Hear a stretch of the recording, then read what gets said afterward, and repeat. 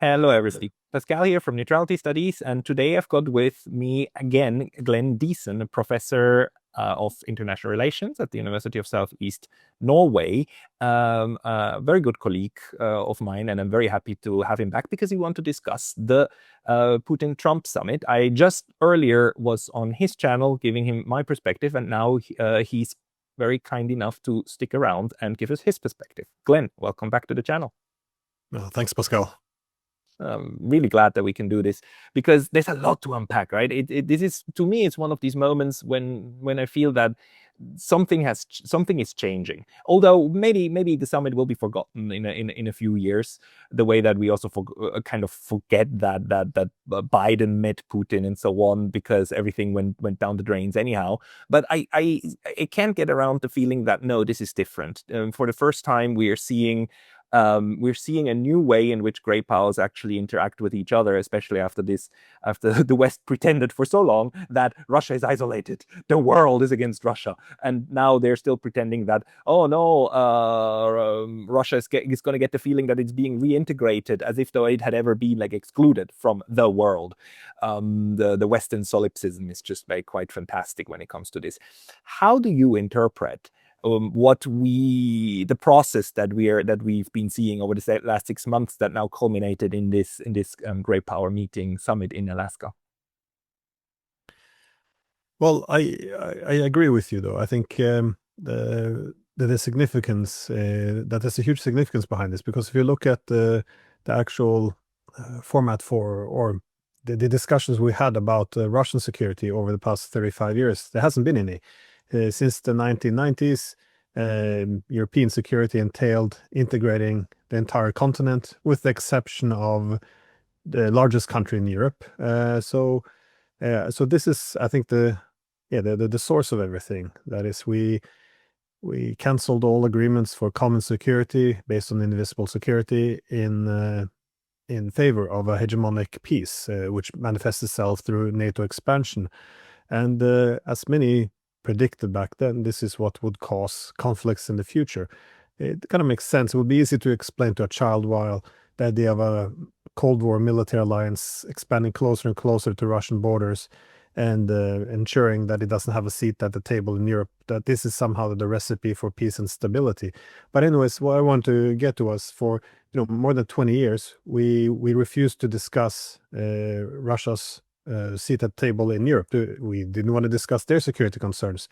Indeed, the whole ideology we built Europe around was that the EU and NATO would be a force for good. So yes, you might not be part of this club. We might put our military along your borders, your missiles, but this is a source of stability and democracy.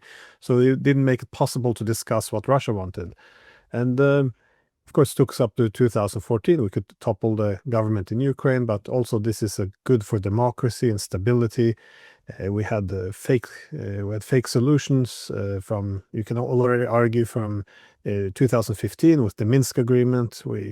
This goes up to 2022. The Russians invade.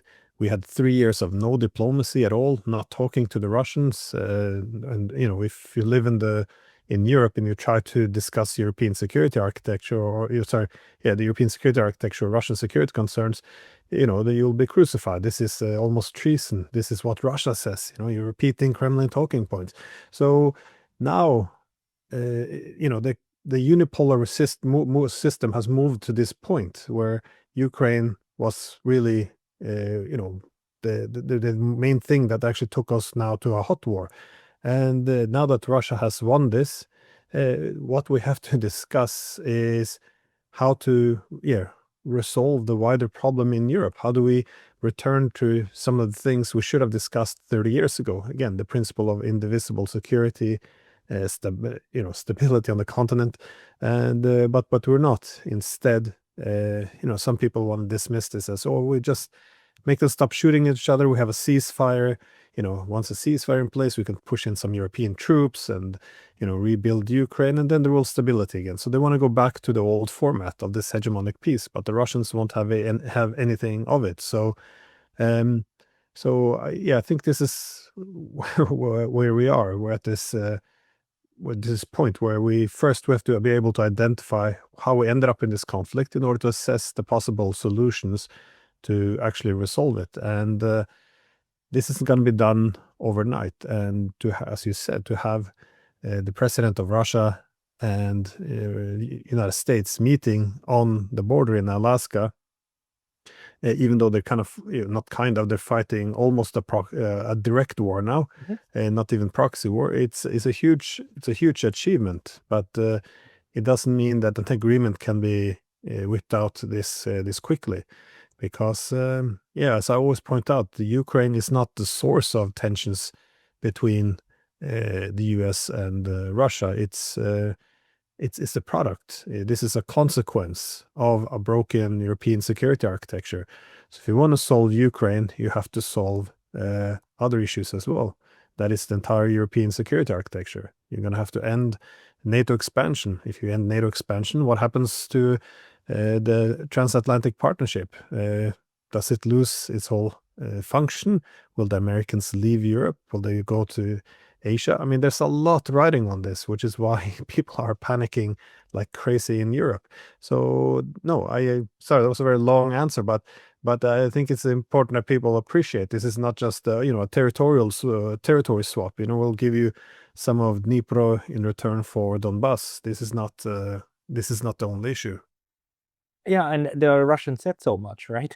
They are after root causes, and they are after security arrangements, and not just for themselves, actually also for the Ukrainians and for the Europeans. I mean, they would like to have an architecture that somehow works.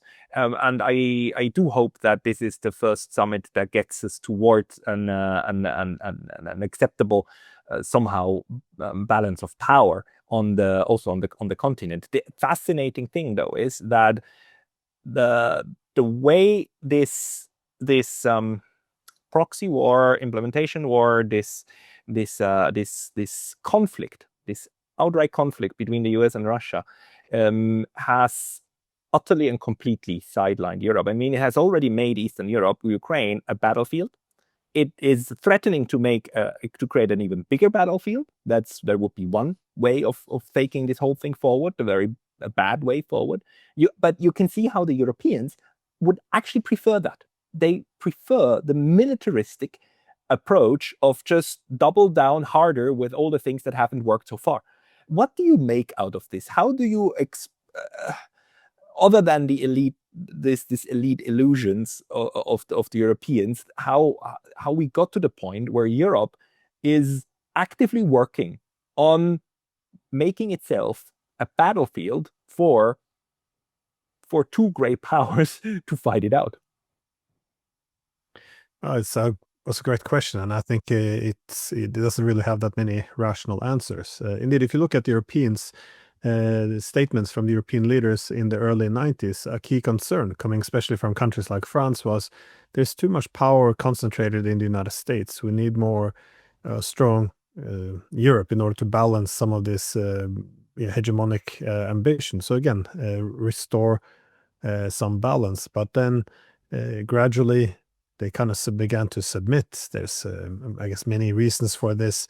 One of them is the role that Europe would have in this hegemonic order. That is, if you have a strong Europe and a powerful United States, then you can have a collective hegemony of the world, standing on two legs: the U.S., EU. So the Europeans go then to essentially having the ambition to share this unipolar moment with the Americans, have a very privileged position. Now you can also look at manipulation. I had the Colonel.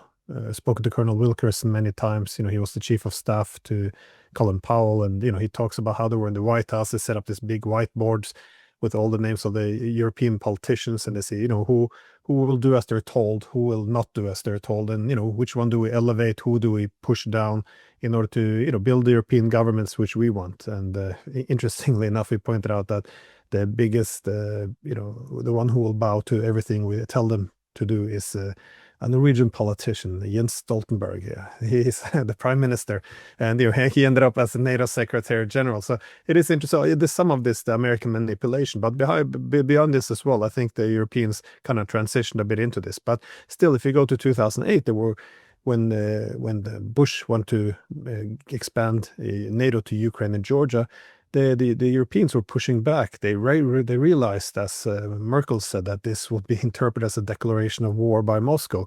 Everyone recognized this was a step too far. It's the CIA director, Robert Gates. No, Gates. Yeah. Well, Burns as well, but Robert Gates has said this was one step too far. Like this would predictably lead to conflict. But you're right, CIA director Bill Burns. Burns said the same thing. This will create a war. So this is not a controversial thing, but I think they got roped into this, the Europeans, because this is salami tactics. Gradually, you push. Okay, let's push a little bit more, and instead of taking all of Ukraine into NATO now, we'll do de facto. We'll do one. They become de facto members. We slowly integrate their economy away from Russia towards us. We begin to have security cooperation. We distangle the whole common culture, get the Russian Orthodox Church out of Ukraine, get rid of the Russian language, and slowly we'll bring them in. This is NATO tactics, by the way, the salami tactics. You don't evoke that fierce of a response, but then when the Russians begin to respond, you begin to cultivate a new political class, which is, the Russians are evil, they're bad, they want to restore empire, they want to have the Russian empire, Putin is Hitler, and then this is how you create a political community as well. I often compare it to the Prussian versus the Germans versus the France in 1870. Once the French invade, the Germans, all the different German states come together, and this is when you create a common national identity. In 1871, you have a German unification when all the German states become Germany as we know today. So I think this is the way they went, and now, of course, if you talk about what the European leaders themselves said only a few years ago about this being very provocative and can start a war, they will call it Russian disinformation. It's you can quote the same people. They will denounce this statement. So I think this was gradual, and now, of course, they're in this position, and when you have this much insecurity, you have a huge war in Ukraine. There's legitimate security concerns, and what is security in Europe? Well, that's America. So now you're completely dependent on America, and the US can convert this security dependence into political loyalties, economic loyalties. The Europeans have to cut themselves off Russia. They cut themselves off China. Now Besant says, Europe has to either put up or shut up. That means you also have to cut yourself off a little bit of the Indians because you have to put pressure on them. So at the end of the day, America will be the only game in town. So Europe are now completely total subordinated. We are vassals now. This is even Macron recognized this. We're not the proper independent states anymore. So I think we're doing things against our own interest. You can have American presidents standing next to the German chancellor saying, well, we might blow up your pipeline, or this will be no more. And there's no pushback, and so it's a very dangerous situation. And as I said, if the United States, if the war ends, that could be even worse for the Europeans now. This Danish prime minister said this. Peace might be worse than war now.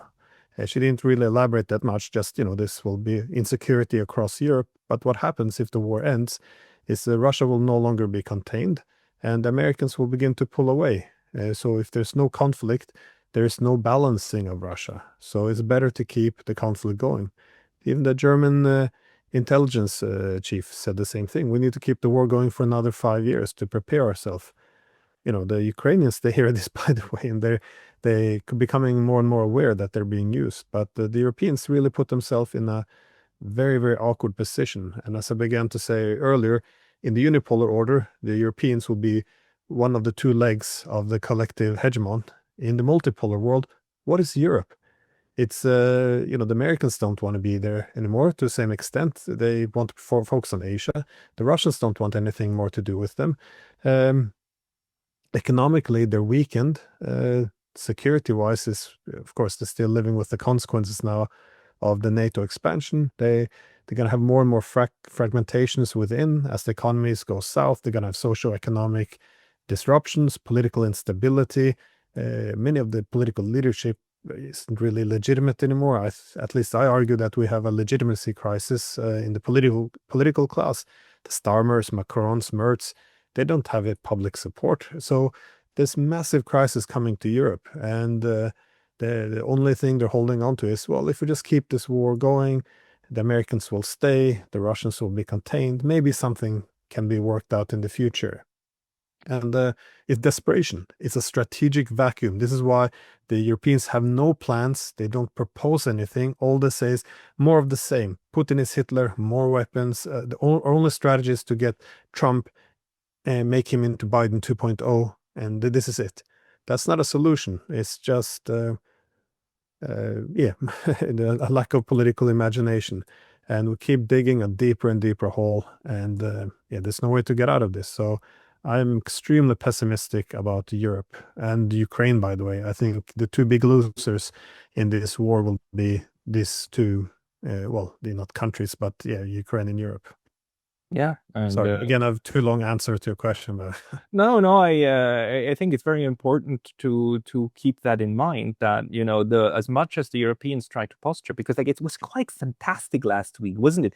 That they organized a meeting and Zelensky flew to Germany and Zelensky flew to the UK with Starmer. They had these meetings and patting each other on the back, and the Germans, I get a lot of this German propaganda on Twitter, and I don't know how they do it, but it's being pushed to me. I get Merz like the whole time. I get like Merz's statement. I don't want them. I don't subscribe to it, but I still push to my German-speaking Twitter, and about like standing together for democracy. Good friend Zelensky, we are always with you, and we will stand strong together. And then formulating a common position for peace, which is basically the surrender of Russia, including payment of reparations. Right, the victor of the war is going to pay the loser reparations and so on. I mean, it's quite insane the kind of posture they came up, and then demanded that the US implement this, which is another kind of insane thing. And all the while, the US actually tries to keep them as quiet as possible. With having JD Vance holding their hand, while we know Vance is there in order to basically just make sure that they talk here and not somewhere else. The question to me is, do they believe it?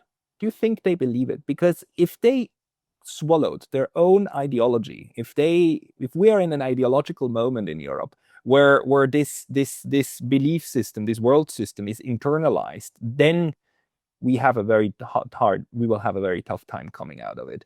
If they are actually aware of the nonsense that they are putting out, and it's all a show in order just to keep the charade going for the elites, the way that the Eastern European satellites back in the 80s and 90s, back in the 80s, were aware that they are completely dependent on Moscow, but they kept the charade of the communist state going until they couldn't anymore, until they had to accept reality and then have some form of democratic transition going. If they are aware that it is BS, then I think there can be a rapprochement to Russia. How important do you think is this element of ideology? Very much so, but I often struggle with the same problem. Do people believe what they're actually saying, or they just Faking faking it, creating narratives, and it's hard to say.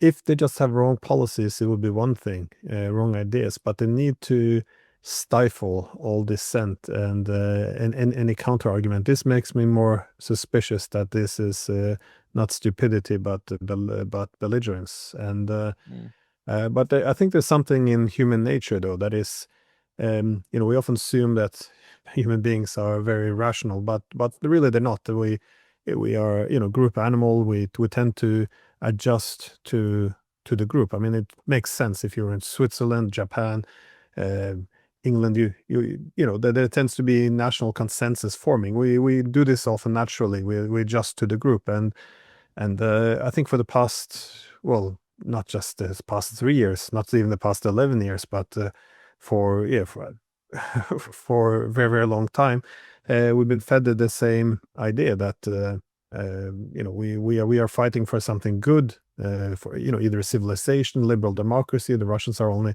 after something evil, empire. They're the exact opposite of us. So once you do this long enough, there's yeah, I think people might just dismiss all information which it doesn't fit the narrative without thinking about it to too much of an extent. But it is hard. I think ideology, as you said, is a big component of this, because after the Cold War, we have this Fukuyama's end of history almost became a truism, a religion that is became the source of our identity as being a force for good. That is, yes, we'll dominate the world, and this will be the source of peace.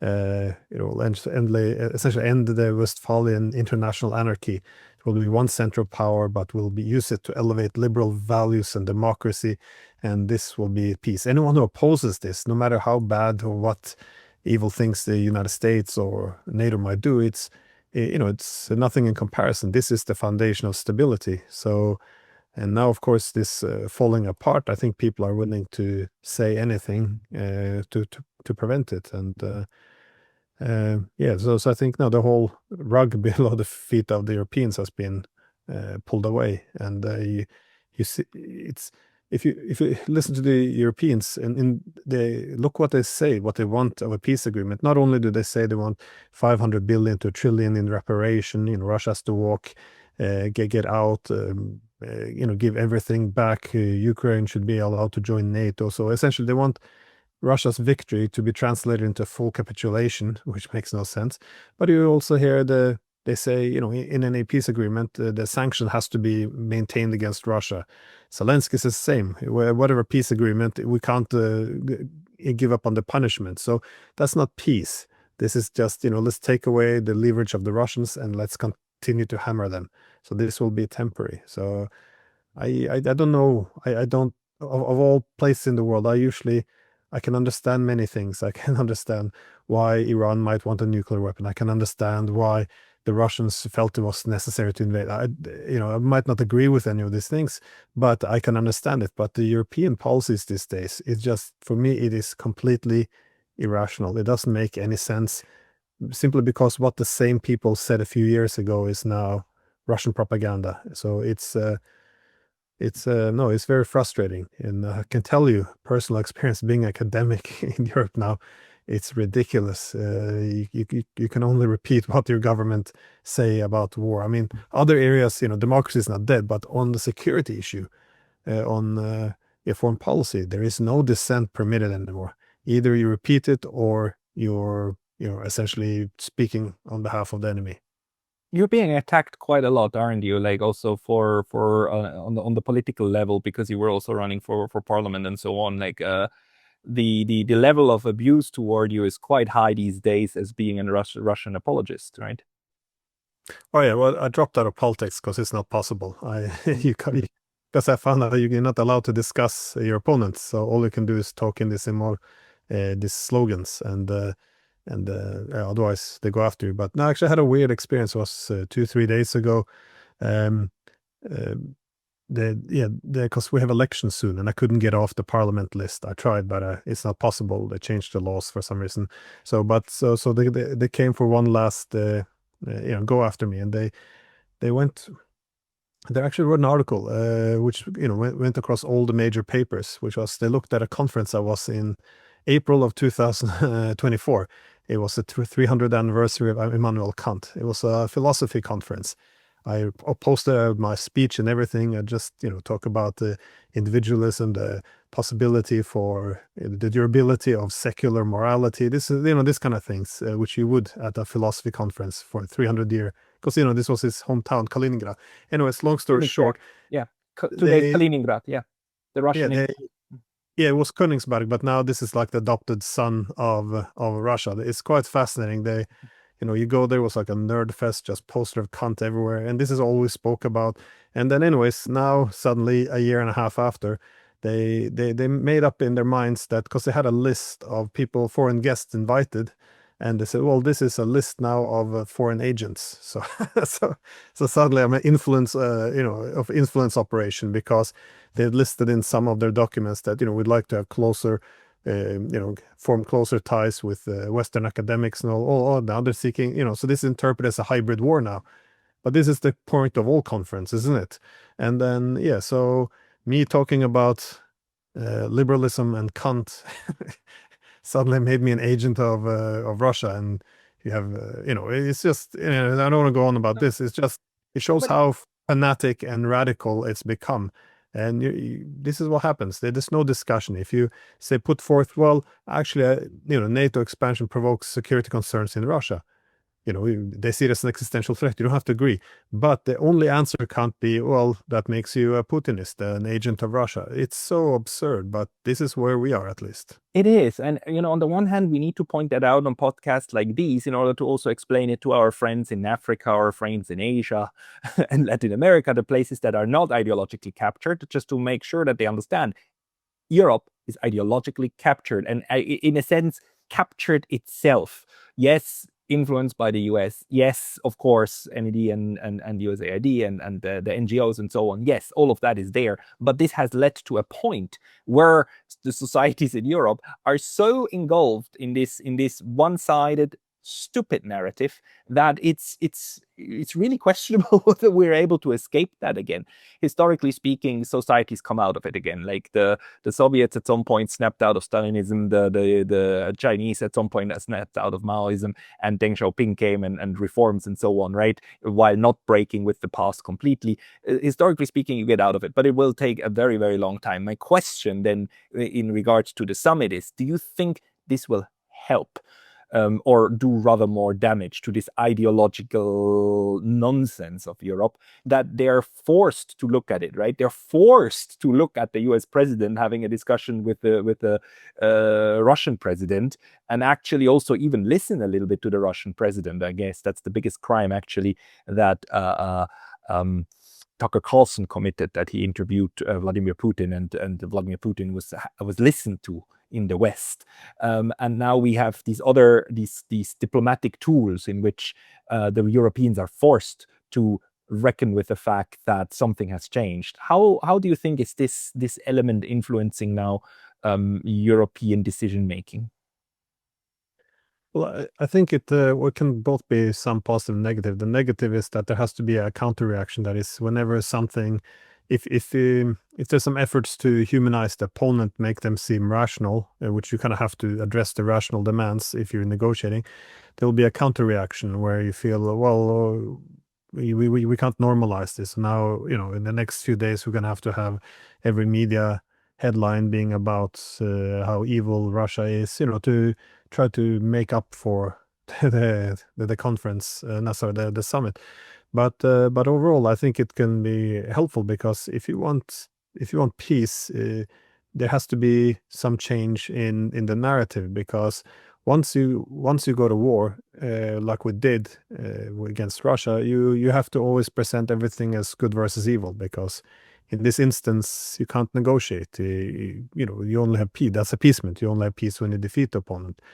And Arestovich, again, the advisor of Zelensky, former advisor, he was making this point as well, that they've had this huge, he compared it to a huge tanker, just the propaganda they had, and they've just been steaming forward. And now that they're losing the war, they can't pretend they're winning. They have to stay, and Russia will destroy all Ukrainians. This kind of propaganda, that they need time to steer this around and change the narrative, because you can't suddenly say you want negotiation with Russia after everything else the narrative you've been building up. So I think the same applies for Europe. But there's been some developments. I mean, I remember saying that Russia is winning was Russian propaganda. I remember saying Zelensky was authoritarian was Russian propaganda. All of this is now becoming acceptable in Western media.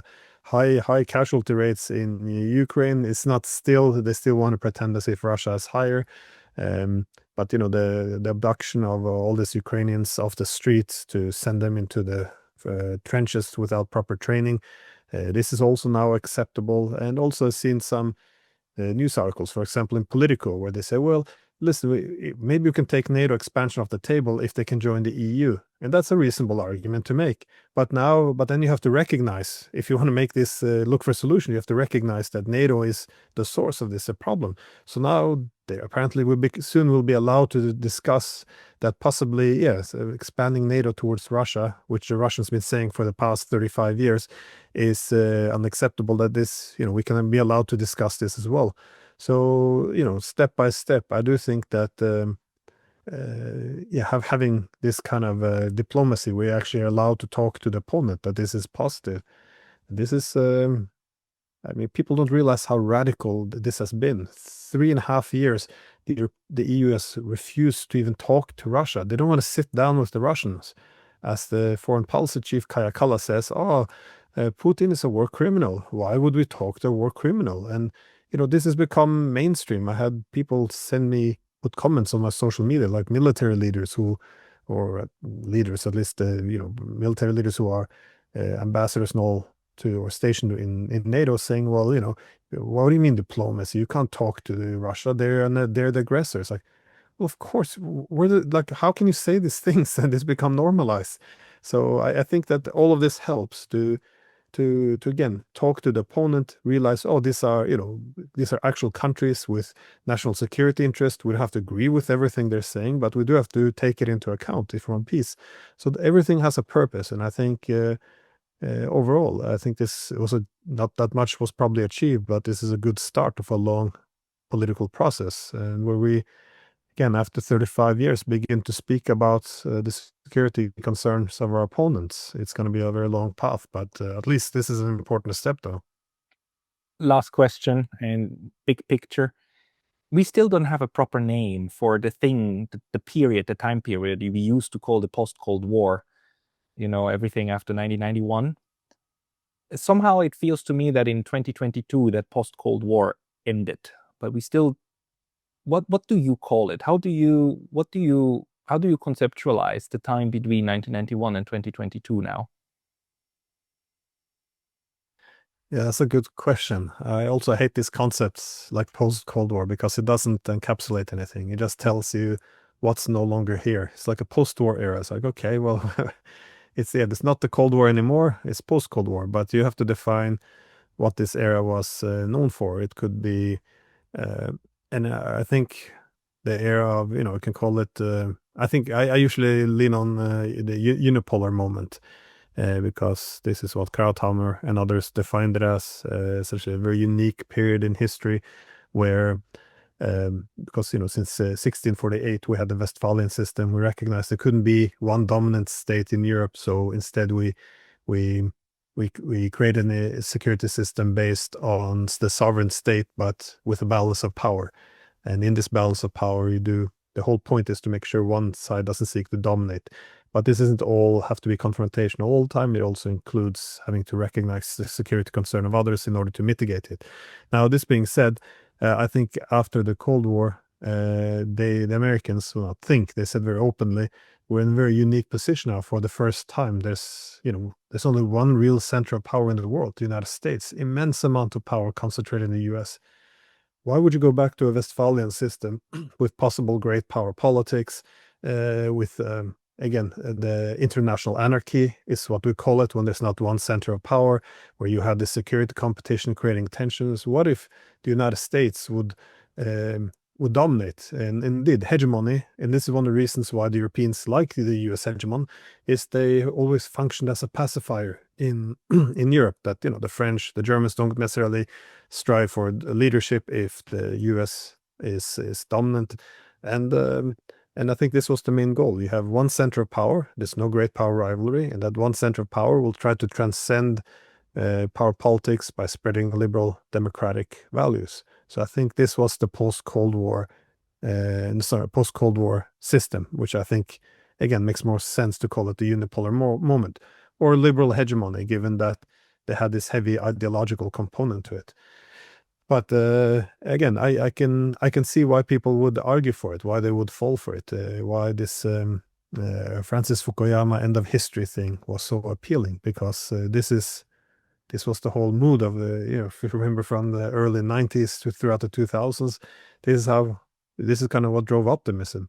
and thinking that we transcended history, all of this. But yeah, we are dominant, and our dominance is a force for good. I mean, it's a great it's a it's a great model in many ways. But as many people noted already in the 90s, when the unipolar moment was announced by people like Krauthammer, was it's inherently temporary in nature, because if a power like United States should dominate every corner of the world, it would exhaust all its resources over time. It's going to be very expensive. So you have all these resources going from the core to the periphery. They're going to go into debt. You're going to have also, they're going to not just expend their material resources, but also their reputation. Then the US is no longer this huge cultural symbol. Everyone loves America like in the 90s. Now they're very much resented in large parts of the world. If you do polling, you find China is much more popular around the world than the United States. And also, once all these resources are depleted, you also have then larger economic divisions within. You have social problems, you have political polarization. And yes, you see in the United States now, a lot of things seems to be falling apart, and you can't really act as a rational actor anymore. And the worst of all, as people predicted in the 90s, what the unipolar moment would produce, not only would the US exhaust itself, but in order to be only one dominant state, you have to push down the other rising powers. Now, how would they respond?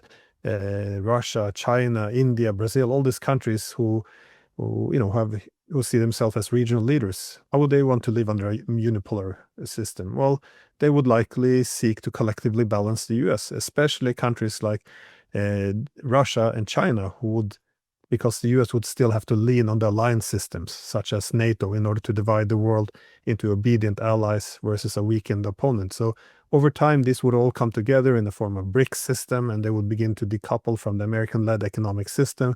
They would begin to align themselves more politically, then also develop the military capabilities to push against the US. So at some point, you would have the whole liberal hegemon would fall apart. And nothing about the West is no longer hegemon, and these liberal ideals, they're long gone. We are now backing genocide in Gaza. We're fighting an unnecessary war against Russia, where we don't even want to do diplomacy. We attack the nuclear reactors in Iran instead of looking at how this breaks international law. All they're doing is making slogans about how horrible the mullahs in Iran are. I mean, this is one of the disadvantages, and also democracy at home is weakening. And I know, again, sorry, it's becoming a long answer, but one last quick note. The one who really put the intellectual foundation behind the liberal hegemon was Zbigniew Brzezinski. And he actually did recognize that, yes, this will also eat up our democracies at home, because you can't have an empire and democracy. But then back in 2012, he actually recognized the unipolar moment's coming to an end, even though he was the one who put the intellectual foundations behind it. Now we have one choice.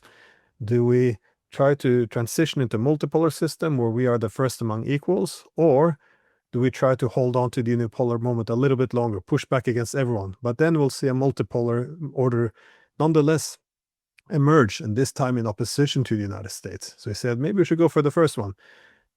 Facilitate ourselves and be the first among equals. We did not. And this is why I always say this is a bad decision for the US. It's bad for Europe. It's bad for the political West. But when you live in Europe, you're told that this is Kremlin propaganda.